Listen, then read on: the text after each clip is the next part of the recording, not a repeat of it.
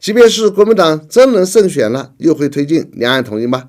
如果有这个心，马英九在任时就统一了。大家好，我是罗富强。本期我们聊的话题是，国民党在台湾选举的最大对手不是民进党，而是自己和蓝营。绝大多数人其实不明白，这20多年来的台湾地区领导人大选以及即将举行的2024大选，国民党真正的最大对手并不是什么民进党，不是什么陈水扁、蔡英文、赖清德，而是亲民党籍主席宋楚瑜、民众党籍主席柯文哲之类的小党籍主席。为什么这样说呢？因为这两个小党都属于明面上倾向于认同两岸同属一个中国的蓝营党派，但这些小党的主席参选就等于从蓝营当中分走了国民党的选票，也就等于变相在帮助民进党确保民进党的选票超过国民党。而国民党的内讧及分裂，其实也是直接在助力民进党。这个道理其实很简单，我就从2000年的台湾大选举例说明。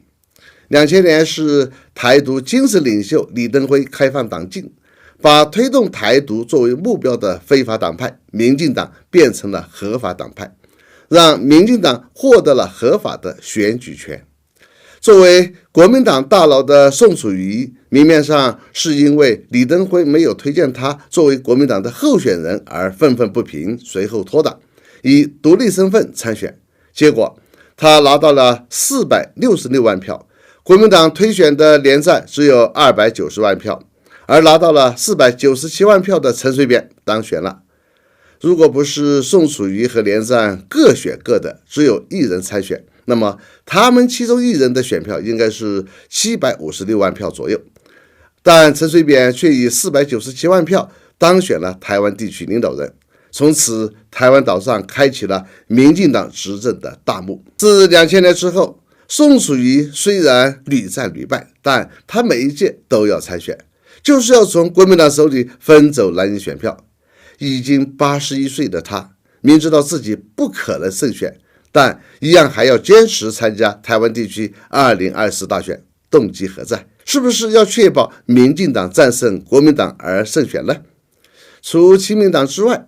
蓝营中具有较大影响力的党派还有民众党，该党已经确立柯文哲出马角逐台湾2024大选，而柯文哲的个人影响力其实要超过民众党，那他明年必将又要从国民党手里分走相当数量的选票。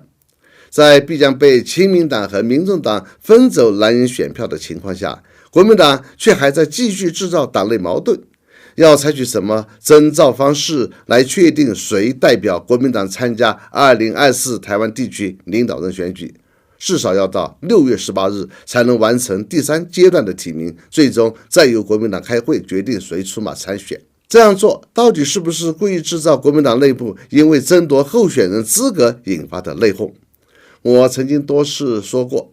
国民党的最大问题就是内斗太严重，是为了个人私利导致分裂，因此越斗越弱，最终成了一个扶不上墙的阿斗党。抗战期间失去了大半个中国，解放战争失去了整个大陆，败退到台湾后，连小小的台湾岛的执政权也保不住。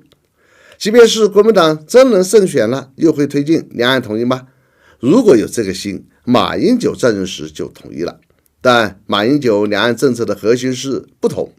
之所以强调不独和不武，是因为没有实力而已。现在的国民党主席朱立伦，他可是自我公开标榜的亲美反共。目前的国民党内重量级人物中，唯一主张两岸统一的洪秀柱，恰恰是国民党打压的第一对象。这就是国民党，我们千万不能把统一的希望寄托在其身上。好，本期话题就到这里，我们下次见。